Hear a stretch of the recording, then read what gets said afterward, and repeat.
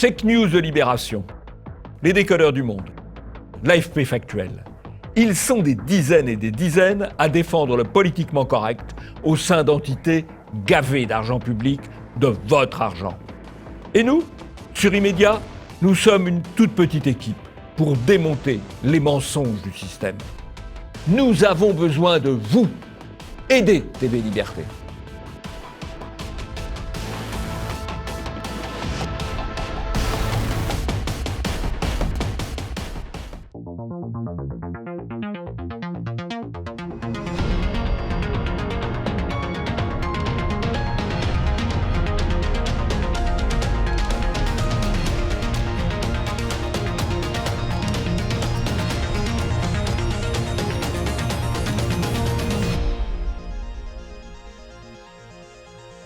Bonjour à tous et bienvenue dans ce nouveau numéro d'Immédiat, l'émission de TV Liberté qui décrypte la propagande médiatique. Bonjour Jean-Yves. Bonjour Nicolas. Alors au sommaire, aujourd'hui, nous reviendrons d'abord sur la déclaration hallucinante d'Emmanuel Le Chypre sur la vaccination. Nous analyserons ensuite l'incroyable culot de Patrick Cohen et des opposants à Bolloré qui font tout ce qu'ils peuvent pour attaquer CNews et bientôt Europe 1. Les journalistes subventionnés osent tout et c'est à ça qu'on les reconnaît. Puis nous reviendrons sur l'actualité médiatique de la semaine dans notre revue de presse. Et enfin, nous reviendrons sur le bilan des élections régionales marquées par l'abstention massive et la déconvenue de plusieurs partis, dont le Rassemblement national. Immédiat numéro 355, c'est parti.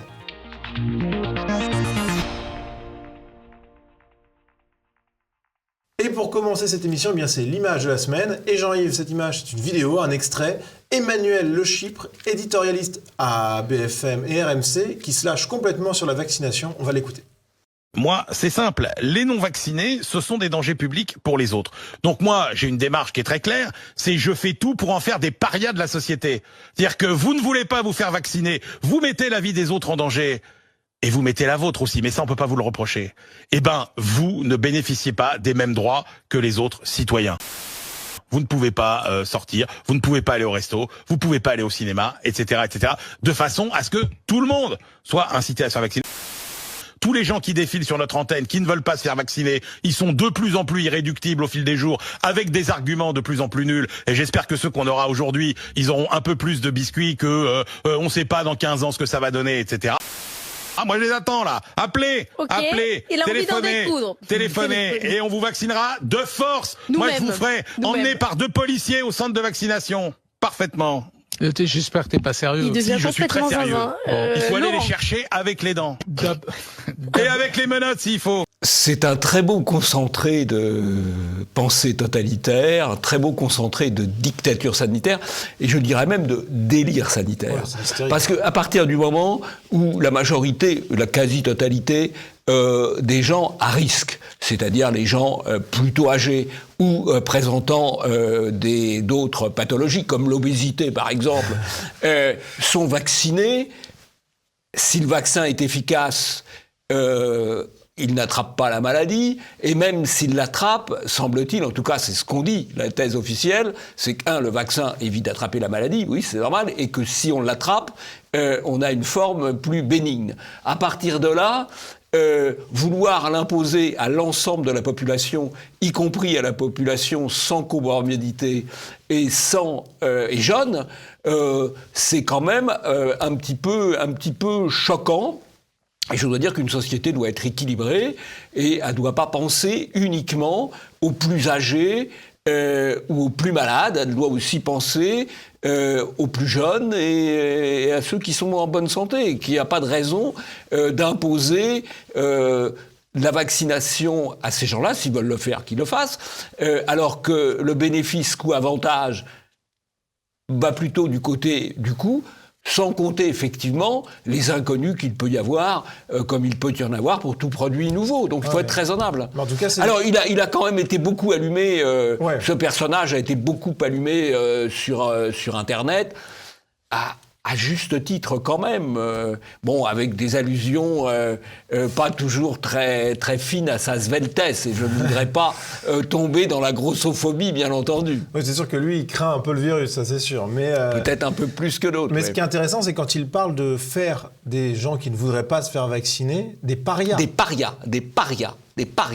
C'est un terme tout à fait à retenir, parce que finalement, on est dans une société qui veut supprimer toutes les discriminations, mais qui en rétablit d'autres de manière tout à fait, ou qui veut en rétablir d'autres de manière violente. Et ce qui est marrant, c'est que, alors, au-delà du propos complètement hystérique et complètement délirant, puisqu'effectivement, il y aurait beaucoup à dire sur le fond, mais ce qui est intéressant aussi, c'est que finalement, il dit tout haut ce que beaucoup de journalistes pensent tout bas. Alors, il dit tout haut ce que beaucoup de journalistes pensent tout bas, et il dit tout haut aussi ce que pensent sans doute tout bas M. Véran et M. Darmanin. Ouais, donc, Darmanin. Effectivement, ils doivent rêver d'emmener menotter des gens vers des centres de vaccination. Absolument, parce que là, on serait parfaitement dans la narco-tyrannie, qui est quand même le cœur du régime. Passons au premier sujet. CNews et Europe 1 bataillent pour la liberté d'expression.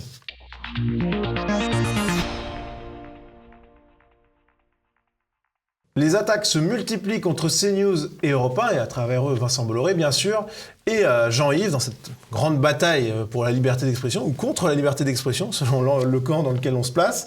Il y a un contexte général, et en fait on sent bien qu'il y a une personnalité qui est un peu au centre de l'attention, en filigrane, c'est Éric Zemmour. Éric Zemmour qui, cette semaine, a annoncé une forme de censure. Oui, alors il a annoncé que son éditeur, Albin Michel, refusait de prendre son dernier livre, alors que c'est sans doute le meilleur auteur d'Albin Michel. Ouais. C'est 150 000 ventes, 200 000 ventes, 600 000 ventes parfois. Et donc, manifestement, ça tient plus des pressions politiques que de l'intérêt commercial, parce que l'intérêt commercial, c'est évidemment de publier Zemmour pour Albin Michel. Ce qui est intéressant d'ailleurs, c'est l'argument. En disant, bah oui, mais il va être candidat à l'élection présidentielle, ce qui n'est pas officiel, ce qui est possible, et donc on va le publier.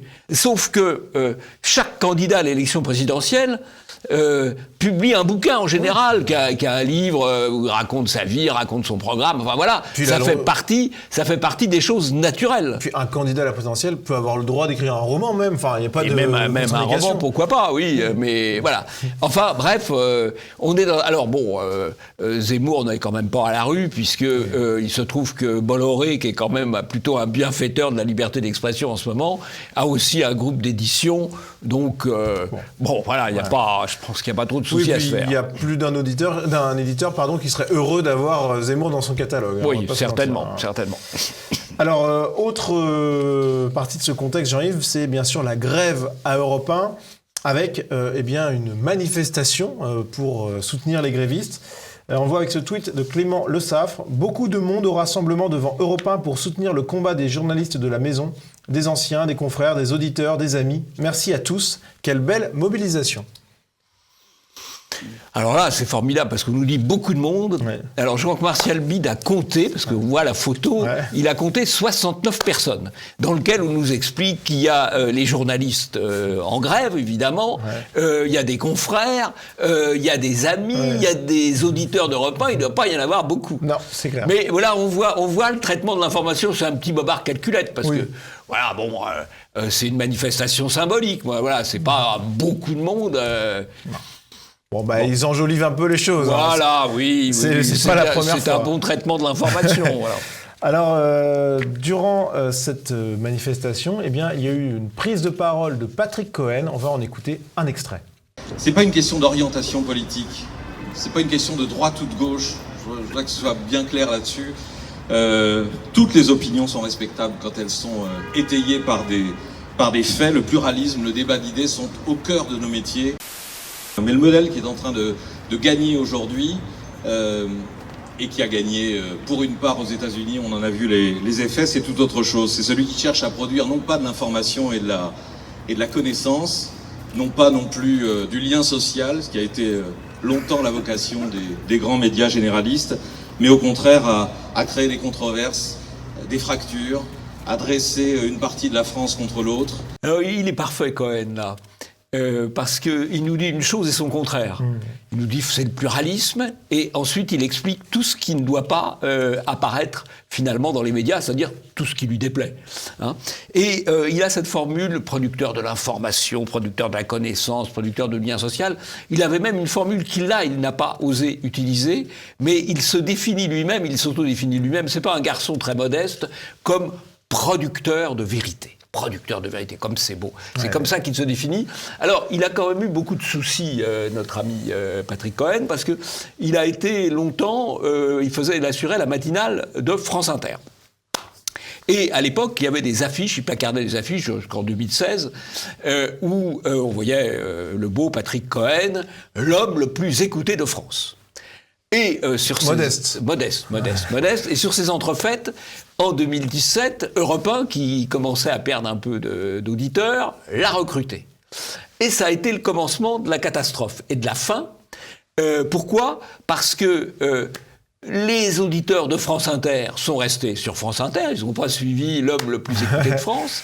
Et lui, avec son sectarisme, finalement, il a fait fuir un certain nombre d'auditeurs, d'esprits indépendants ou d'esprits conservateurs. Donc il y a eu une chute d'Europe 1, alors ils l'ont passé de la matinale à la mi-journée, puis le week-end, et à chaque fois, le virus Cohen a fait fuir les auditeurs, d'où la catastrophe.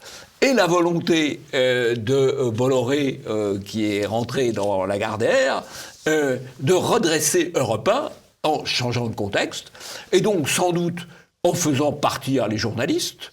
Avec, là, il a nommé Ragnel, qui vient de Valeurs Actuelles, comme chef du service politique, donc ça les excite beaucoup. Et donc, ils vont faire jouer la clause de conscience. Et donc, Bolloré va leur donner les indemnités qui vont bien.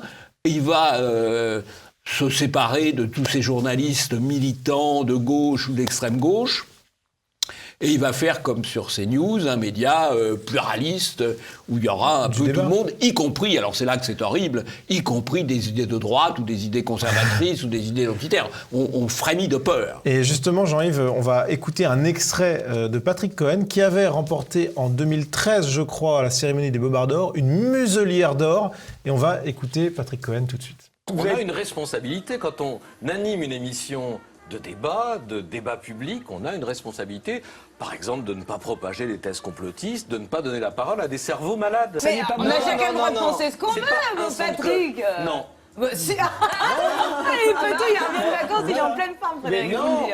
Non, on a le droit de penser ce qu'on veut, d'abord dans les limites de la loi. Ce qui est fabuleux dans cet extrait, c'est qu'il parle de loi contre la liberté de penser. Contre la liberté de penser. Alors c'est vrai qu'il y a des lois qui limitent la liberté d'expression. D'expression, alors. Que personnellement je trouve liberticide et condamnable, mais il y a des lois qui limitent la liberté d'expression. Il n'y a pas encore de loi qui limite la liberté de penser. Et bien lui, Patrick Cohen, il voudrait des lois qui limitent la liberté de penser, ce qui relativise son propos quand il explique que c'est le pluralisme, c'est le débat, c'est la diversité d'opinion. Oui, à l'intérieur de l'ensemble politiquement correct. Ce qu'ils appellent le pluralisme, c'est à l'intérieur de la sphère politiquement correcte, là où on peut varier, mais en restant bien enfermé. Et justement, à cette manifestation, il y avait également Julia Cagé qui a pris la parole pour dénoncer le risque d'une politisation de la station. Alors ça, c'est formidable. Julia Cagé est une spécialiste de l'information, une économiste de l'information, mais qui est surtout connue comme étant extrêmement militante. Ouais. Elle l'est d'abord parce qu'elle a fait la campagne de Hamon, donc c'est du socialisme dur, c'est de gauche, ce qui est son droit. Mais à ce moment-là, on vient pas dire qu'il faut lutter contre la politisation des médias, puisqu'elle y participe. Mais la politisation de gauche, c'est bien. Oui, voilà. En fait, c'est en contradiction avec ce que disait Patrick Cohen, qui disait c'est surtout pas une histoire de droite ou gauche, toutes les idées sont bonnes. En fait, lui disait ça, c'est un discours, parce qu'en réalité, la politisation qu'il dénonce, c'est la politisation d'avoir un petit peu plus de droite dans une radio, en fait, tout simplement. Enfin, tout rétablissement du pluralisme est considéré comme à éviter absolument. Ouais. C'est ça leur logique à eux. Alors, il n'y a pas seulement Europe 1 qui était attaqué par les médias, mais aussi CNews et les personnalités de CNews, avec Christine Kelly, par exemple, qui était attaquée par Télérama. Christine Kelly, l'animatrice de Face à l'info, l'alibi parfait d'Éric Zemmour, avec un point d'interrogation qui est cosmétique, avec le sous-titre « Femme, noire, ex-sage du CSA, Christine Kelly est la caution idéale pour faire passer les saillies racistes d'Éric Zemmour ». Donc Jean-Yves, Télérama, il va pas à moitié là. Télérama fait dans la saillie antiféministe et la saillie raciste à son tour, puisque au fond, il l'accuse comme femme et comme noire, voilà. Ouais. Et donc, elle devrait être de gauche théoriquement. donc, oui, voilà. Et là, effectivement, elle donne assez bien la réplique à Éric Zemmour avec un calme sympathique. Ouais. Alors, autre journaliste de CNews qui est attaqué, il s'agit de Laurence Ferrari, qui a été attaquée par Sonia De Villers, journaliste à France Inter, présentatrice de l'Instant M, et c'était dans le cadre d'une chronique dans la matinale. C'est l'édito média de Sonia De Villers. Sonia, les équipes d'Europe 1 sont toujours en grève et on pense à eux, on pense à elles. Arnaud Lagardère leur a dévoilé hier la future grille. Arnaud Lagardère a laissé filer le contrôle de son groupe pour sauver sa tête. Son premier actionnaire s'appelle Vincent Bolloré. Il est aussi celui de Canal+ et de la chaîne CNews, dont la grille va à la rentrée en partie fusionner avec celle d'Europe 1. Nul ne s'attendait à un tel rapprochement éclair. Laurence Ferrari officie de 17 à 19h sur CNews. Son émission sera donc retransmise sur Europe 1 en simultané. Souvenez-vous, Laurence Ferrari était en 2008 la star du 20h de TF1. Après Patrick Poivre d'Arvor, audience chahutée, équipe très remontée, presse à charge, Laurence Ferrari jette l'éponge en 2012 et se récupère dans le groupe Canal+, qui lui confie un talk-show féminin du matin sur C8, puis une tranche sur la chaîne d'info iTélé. En 2016, vient la très très longue grève à iTélé qui contestait à l'époque sa reprise en main par Vincent Bolloré. Laurence Ferrari ne fait pas grève. Un an après, elle choisit le micro d'Europe 1, où elle a débuté, pour déclarer que ce mouvement social a, je cite, détruit l'outil de travail. De fait, iTélé, morte et enterrée, a été remplacée par CNews avec la ligne éditoriale qu'on connaît. La journaliste voit donc enfin sa fidélité à Vincent Bolloré récompensée. Ça me fait penser à une phrase très forte de Robert Ménard. Les pires ennemis de la liberté de la presse, ce sont les journalistes. Et on voit très bien que dans cette affaire, les journalistes ne défendent pas les journalistes. Ils attaquent les journalistes, ils attaquent nominalement. Parce que la grève iTélé n'avait pas de spectateurs. CNews en a, parce que la ligne a changé. Il faut parfois savoir changer l'offre et répondre, trouver une offre qui répond à une demande, qui correspond à une demande potentielle. Et puis, on nous dit, Madame Ferrari, elle a été controversée de 2008 à 2012, et d'ailleurs, elle a quitté TF1 en 2012. Évidemment qu'elle a quitté TF1 en 2012, et on voit là à quel point c'est politique. Parce que quand a-t-elle quitté TF1 ?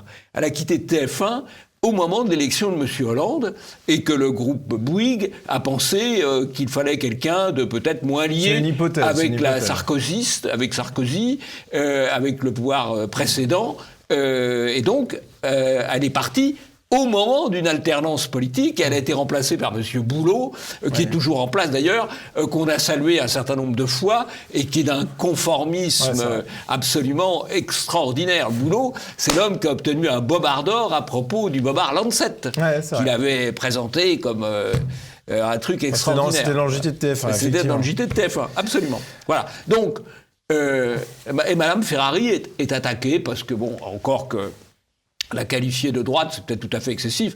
Dans son émission Punchline, elle invite énormément de gens tout à fait politiquement corrects. Disons que c'est un peu plus divers que ce qu'on peut trouver ailleurs. Voilà. Oui, mais ça reste quand même avec beaucoup de place pour la gauche, voire la gauche radicale. Et en fait, d'ailleurs, ces plateaux sont majoritairement à gauche, en fait. Donc, bon... Mais bon, les gens qui la critiquent ne regardent pas forcément ses émissions par ailleurs.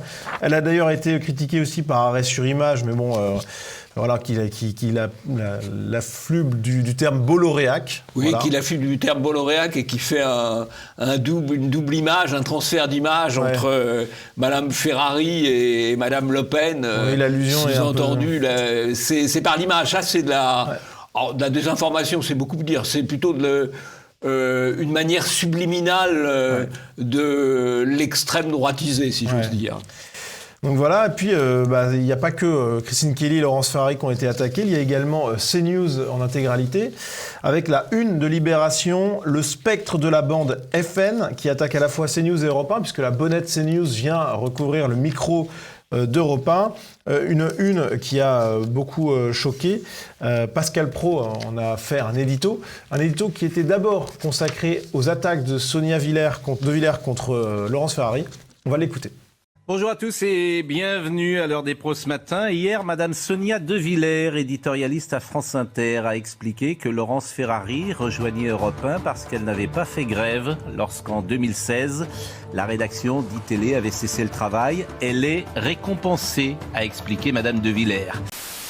Madame de Villers travaille à France Inter, elle est payée par nos impôts, cela lui donne tous les droits, y compris insulter, mépriser, déprécier une consoeur. Oui, il a tout à fait raison, Pro, de souligner le scandale quand même du service public, de ce qu'on appelle le service public, de ce que Goldnadel appelle le sévice public, qui consiste à être complètement partisan. Complètement partisan. Et donner des leçons de déontologie. Non, mais c'est incroyable. Et de neutralité. Enfin, Mais c'est logique parce qu'eux ont la vérité. Je suis producteur de vérité, vous vous souvenez de la formule de Cohen, eux ont la vérité, et donc tout ce qui est en dehors de la vérité, de leur vérité, ça ne doit pas avoir lieu, ça ne doit pas exister. Mais c'est extraordinaire parce qu'on a quand même une éditorialiste du service public qui vient donner des leçons de neutralité, alors qu'elle-même est extrêmement partisane, mais en plus elle est une journaliste d'une chaîne privée qui peut avoir des clients différents. Voilà, c'est juste incroyable. Et comme quoi, on en revient toujours à la même chose quand Cohen dit c'est pas une question de droite ou de gauche, en réalité si. C'est parce que elle est sur une chaîne qui est considérée comme de droite que c'est un problème en fait. C'est vraiment lunaire. Deuxième partie de l'édito de Pascal Praud consacrée à la une de Libération. Ce matin, le journal Libération qui est à la presse française ce que le Titanic fut à la navigation de plaisance. Ce matin donc, Libération explique que Europe 1 deviendra Radio FN puisque CNews l'est déjà. Ces attaques contre notre chaîne ou ses incarnations illustrent la place que CNews a pris dans le PAF. Une parole libre, un ton nouveau, des personnalités différentes, clivantes, diverses, qui nourrissent le débat contradictoire loin du politiquement correct, de l'esprit de chapelle ou du prêt-à-penser. C'est très clair, parfait. Alors je crois que ce qui est intéressant quand même dans ce titre de Libération, ça prouve deux choses. Un, que la dédiabolisation qu'a tenté Marine Le Pen n'a pas fonctionné. En changeant le nom. En changeant le nom, n'a pas fonctionné puisque c'est toujours utilisé de manière repoussoire. Ça, c'est la première leçon. Et la deuxième leçon, et ça, c'est tout à fait nouveau, c'est que la diabolisation, ça ne fonctionne plus. Parce que, qu'est-ce que font les gens de CNews ? Ils balayent l'argument et ils réaffirment ce qu'ils sont, c'est-à-dire une radio, une télévision qui ne cède pas au politiquement correct, qui ne cède pas à la pensée conforme, qui ne cède pas à la pensée chloroforme. Ils reprennent l'offensive, ils ne se laissent pas intimider. Et à partir du moment où on dit la diabolisation, basta, la diabolisation, c'est fini. Donc c'est assez intéressant. Alors il y a eu beaucoup de réactions en soutien à CNews, Europe 1, etc. Alors déjà de la part de la rédaction, avec Laurence Ferrari qui a évidemment tweeté, d'autres journalistes de la rédaction comme Loïc Signor ou Yohann Usaï qui assument complètement leur appartenance à la chaîne CNews. Puis il y a des soutiens en dehors de CNews, Sonia Mabrouk bien sûr, Olivier Truchot, Dominique de Montvalon, Jean-Yves, qui collabore je crois quand même à CNews, mais qui vient vraiment de la presse politiquement conforme. Il a été au JDD, il a été à l'Express, il a été au Point, c'est un démocrate chrétien, centriste. Là il vient au soutien, je crois qu'il y fait il est invité, il participe. Donc voilà, d'autres journalistes aussi, et notamment quelque chose qui est plus étonnant, Denis Oliven, Jean-Yves, qui reprend l'article de Libération, dans lequel, je vais vous citer le passage, l'économiste des médias Julia Cagé, dont Jean-Yves, on a déjà parlé il y a quelques minutes. Bien connu de nos services. Bien connu. Donc, Julia Cagé, qui dévoilera prochainement une étude sur les programmes télé de 2002 à 2020, pour évaluer l'orientation du débat public à la télé durant cette période, seront comptabilisés les invités politiques ainsi que les invités non politiques, mais dont le discours est biaisé politiquement. C'est un peu compliqué à comprendre. Alors ça, je ne sais pas comment... C'est critiqué par Denis Oliven, en tout cas. Oui, alors c'est critiqué par Denis Oliven, qui est un des patrons du Monde, un des patrons de Libération, etc., mais qui a quand même cette formule assez jolie, c'est Cuba sans le soleil. Ouais. Voilà, ça c'est pas mal. Ouais. C'est complètement... Mais ça, c'est une idée qu'ils essayent d'avancer, c'est-à-dire de décompter dans le temps de parole politique les éditorialistes, sauf qu'alors il faudrait décompter aussi le temps de parole des éditorialistes de gauche, et là on va être...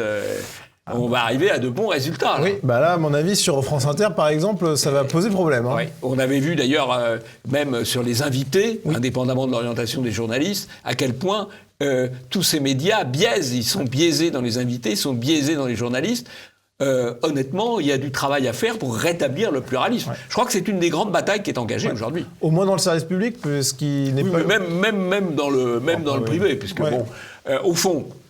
Pour être pluraliste, réellement pluraliste, il faudrait que tout le monde soit comme CNews. Donc il y a de la marge. Il y a de la marge. Mais il y a aussi de la marge de progression pour CNews. Et un soutien inattendu, Jean-Yves, pour finir ce sujet, Michel Drucker, qui l'avoue, il aime Pascal Praud, Éric Zemmour et Jean-Marc Morandini.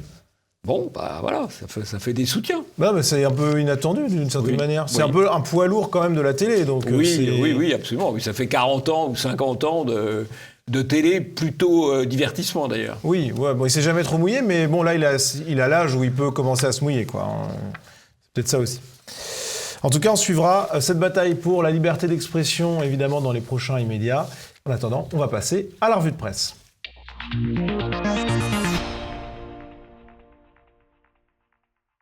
Et pour commencer cette revue de presse, on va parler football. Jean-Yves, je ne sais pas si vous avez regardé le dernier match de l'équipe de France, mais alors la France a perdu. Pas très assidûment. Bon, voilà, j'imagine. Mais la France a perdu. Mais ce qui nous intéresse... L'équipe de France. L'équipe de France. Très juste. La distinction est importante. Mais donc, ce qui va nous intéresser, c'est quelque chose dont les médias n'ont pas parlé.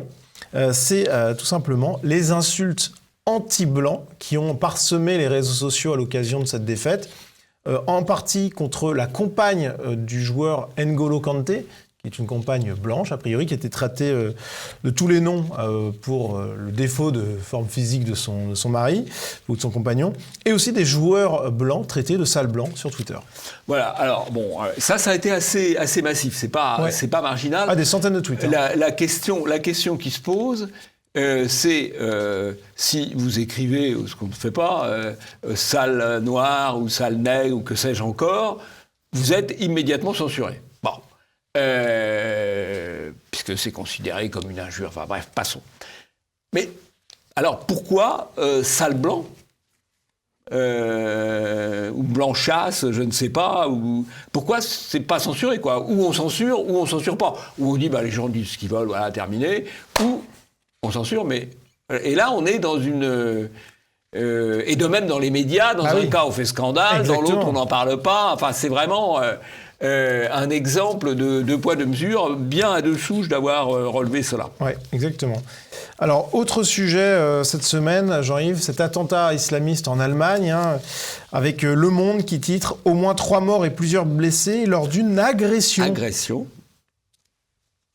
Donc le terme est quand même spécial. Ah oui, le terme est minoratif. Alors on peut se dire, Jean-Yves, on va essayer de se faire l'avocat du diable, l'avocat du monde, et se dire, au départ, on ne savait pas exactement ce qui s'était passé, la prudence commande de prendre des précautions, pourquoi pas.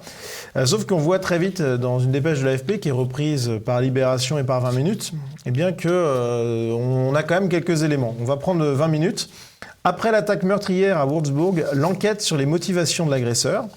Donc on ne sait pas ce qui s'est passé, on parle d'une attaque meurtrière. Alors il était connu pour des faits de violence et des troubles psychiatriques, mais on apprend dans un de ces paragraphes de cette dépêche de l'AFP reprise par 20 minutes et Libération que l'assaillant a crié « Allahu Akbar ».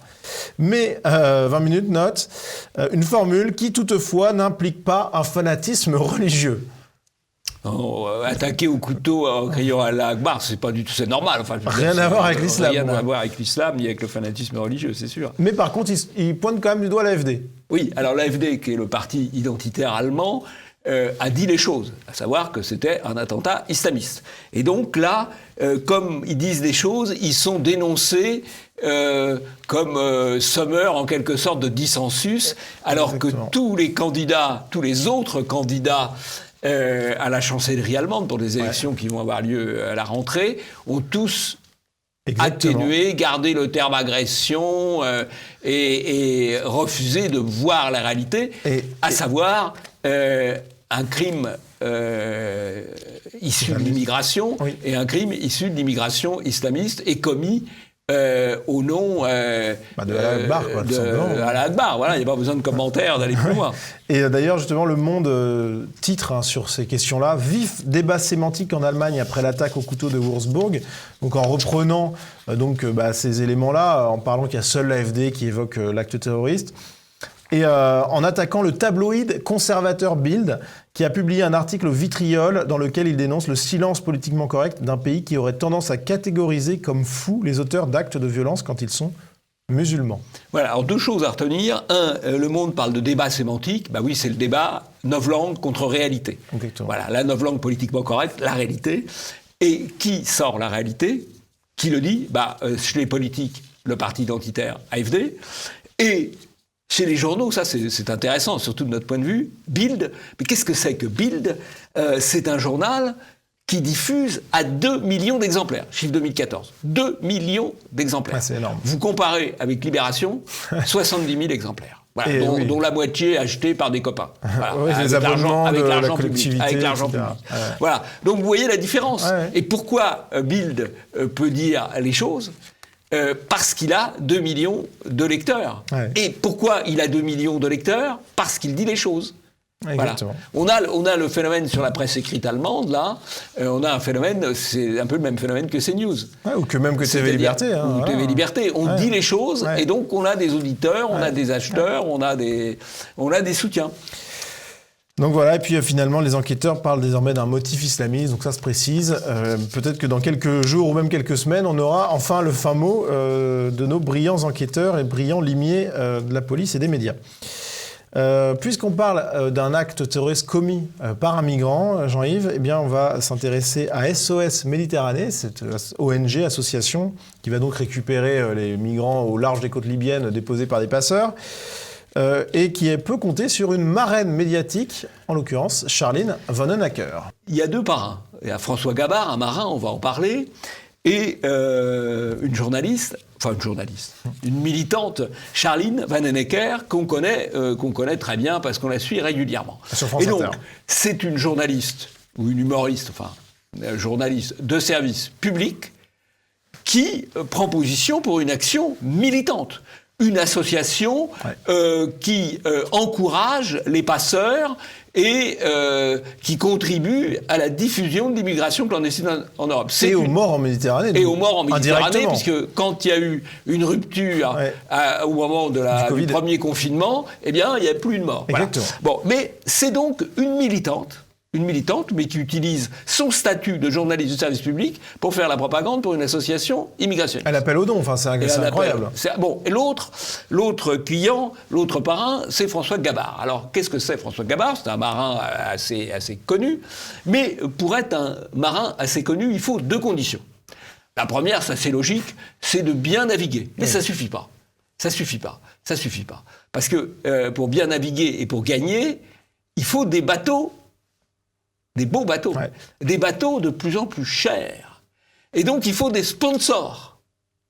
Alors, pour avoir des sponsors, il faut être médiatisé. Et pour être médiatisé, quoi de mieux que de tenir des propos politiquement corrects qui feront que vous êtes invité et qu'on vous voit. Et donc, vous voyez après, il y a aussi un système... Il y a de l'honnêteté aussi. Chez les gens de mer, il y a une espèce de solidarité un petit peu, toujours, voilà. Ouais. Bon, il y a peut-être des deux, quoi. Vous êtes bien sympa. Bon, Vous êtes bien sympa. Je crois que tous les gens qui sont dans le showbiz ou dans le sport, qui prennent des positions politiques, ils prennent toujours des positions... Il faut se poser la question. Est-ce que ce même marin pourrait soutenir, par exemple, les identitaires qui luttent contre l'immigration clandestine? Non. C'est-à-dire que tous ces gens du showbiz ou qui vivent du mécénat, ils ne prennent pas position, ou ils prennent une position politiquement correcte. Par conséquent, c'est que ça correspond à leurs intérêts. Alors, puisqu'on parle d'intérêt, Jean-Yves, on va s'intéresser aux aides à la presse avec, on en avait déjà parlé dans un précédent immédiat, mais ça fait jamais de mal de revenir dessus, les chiffres de 2019 qui sont tombés. Oui, alors c'est très simple, c'est le podium des milliardaires. Alors, en haut du podium, Bernard Arnault, c'est le plus riche d'ailleurs. Ouais. Avec le Parisien aujourd'hui. Médaille d'argent, c'est Le Figaro, la famille Dassault. Médaille de bronze, Libération. Ils ont très très peu de diffusion, mais ils ont quand même beaucoup d'aide à la presse par rapport à la diffusion. Et enfin, Niel du Monde. Voilà, donc c'est le podium des milliardaires. Plus vous êtes riche, plus vous avez de subventions du contribuable pour diffuser votre propagande. C'est pas beau la vie ? Ouais, c'est très beau. Et alors, dans la presse, il n'y a pas que ces poids lourds, hein, Jean-Yves, de la désinformation. Il y a aussi la PQR, la presse quotidienne régionale, qui s'illustre. Exemple, cette semaine, avec le Courrier Picard, des habitants d'Albert en colère contre les dégradations. Avec une photo... Alors, la dégradation, c'est un incendie volontaire. L'incendie volontaire, c'est plus le cas, mais ça a longtemps été considéré comme un crime particulièrement grave, parce que tout simplement, ça peut s'étendre. Voilà. Ouais, donc là, une voiture entièrement carbonisée. C'est banalisé, là. Ouais, donc c'est une dégradation. Une dégradation, quoi. Voilà, ouais. Moi, j'aurais pensé que ça aurait pu être une vitre brisée ou autre, mais non, c'est une voiture carbonisée. Le propriétaire appréciera la dégradation. Et enfin, pour conclure cette revue de presse, Jean-Yves, une information qu'on ne verra pas ailleurs, en tout cas pas dans les grands médias subventionnés. Un témoin clé de l'affaire Julian Assange, de l'accusation contre Julian Assange, eh bien, s'est rétracté. Il a admis avoir menti lors de sa collaboration avec les autorités américaines. Il avait déclaré initialement que Julian Assange lui avait ordonné de procéder à des actes de piraterie informatique, de piratage informatique dans des serveurs privés. Et finalement, il s'est rétracté récemment en déclarant que Julian Assange ne lui avait jamais demandé ça. Voilà, donc, mais il avait dit ça pour obtenir de la justice américaine qu'elle le laisse un peu tranquille. Voilà. Exactement, l'immunité. Évidemment, les méthodes de la justice américaine, on peut envier, il faut bien le dire, aux méthodes qu'on a jadis reprochées au KGB. Ouais. Bon, en tout cas, ce qui est certain, c'est que quand on regarde, on cherche le mot-clé Julian Assange, témoin, etc. dans Google Actu, Rien, là, M. Cohen, là... voilà, si Europe 1 voulait vraiment défendre la liberté d'expression, la variété des opinions, il pourrait peut-être en parler. Ouais, mais non, ils n'en parlent même pas. Non. C'est même pas question d'organiser un piquet de soutien à Julian Assange. Non. Mais au moins en parler, quoi. C'est une information. C'est une information clé sur une affaire clé. Bah oui. Une information clé sur une affaire clé. Bon. On va attendre. Peut-être que Cohen va se réveiller un de ces jours, mais j'ai quelques doutes. Passons au deuxième sujet, les élections régionales, le bilan.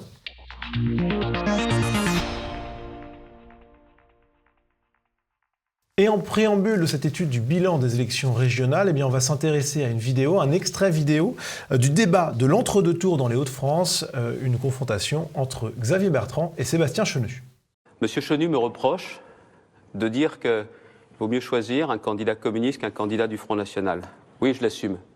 Mais vous savez, monsieur Chenu, il vaut mieux être avec les communistes qu'avec les identitaires, l'extrême de l'extrême droite. Monsieur Rieu, bien connu, candidat identitaire. Identitaire, vous savez, c'est bloc identitaire, génération identitaire, qui ont été dissous par le gouvernement. C'est rare d'être dissous, pour incitation à la haine raciale. Le mouvement est dissous. Ses membres, ses fondateurs, ils sont avec M. Chenu. Celle qui s'occupait de ses réseaux sociaux, elle vient justement de toute cette mouvance identitaire. C'est le pire du pire. C'est l'extrême de l'extrême.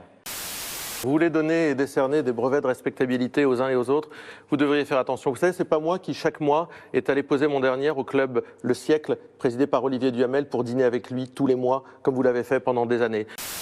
Et je vais vous dire, je ne vous en fais pas le reproche, vous ne connaissiez pas l'avis de M. Duhamel. Ne venez pas donner des brevets de respectabilité.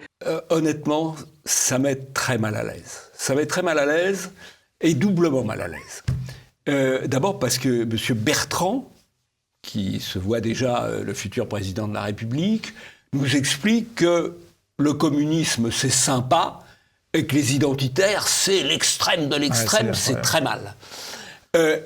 Et il se réjouit de leur dissolution pour délit d'opinion. Pour délit d'opinion. C'est la seule raison de la dissolution. Délit d'opinion. Même pas condamné par les tribunaux judiciaires. Le communisme à côté, c'est rien, juste 100 millions de morts. 100 millions de morts c'est beaucoup moins grave pour M. Bertrand, 100 millions de morts, avec la Russie, avec la Chine, la révolution culturelle, la découlakisation, la prise de Phnom Penh, 100 millions de morts, le communisme. Mais pour M.